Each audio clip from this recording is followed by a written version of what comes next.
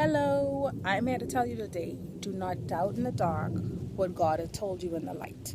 Sometimes on our assignment, on our way to do what it is that God instructs us to do, we go through dark patches. We go through times when we doubt that God is even speaking to us. Sometimes we don't understand why things seem to be falling apart when we are following God's will for our lives. And in those moments, that is God telling us and prompting us to trust Him above all else. That is God saying, you know what? You are following me. I got this.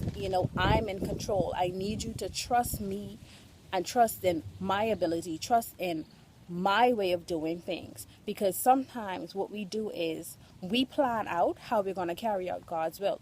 And that is not the way that it should be. We should be seeking God on every little detail because God is meticulous. When the children of Israel were building the temples, God gave perfect specifications. He gave how much gold they should use, He gave how much silver they should use. Everything was done specifically. God is meticulous, God is particular. So do not take any detail for granted when you're carrying out God's will for your life.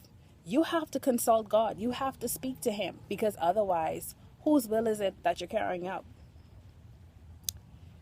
We have to be so in tune with God in every aspect, in every step of our journey. And we have to not get complacent, because the higher you go, the more the enemy is going to fight you. And we have to stay equipped, and we have to stay in the will of God and in His presence daily if we're going to grow and if we're going to get to where it is that He's called us to be, because there are souls depending on our ministry. Our lives are our ministry. So we have to be cognizant all the time and making sure that we are portraying the love of Christ in everything that we do. So, once again, I'm going to tell you, do not doubt in the dark what God has already promised you in the light. Because what God says, it's done. So, until next time, live a little, love a lot, be a blessing.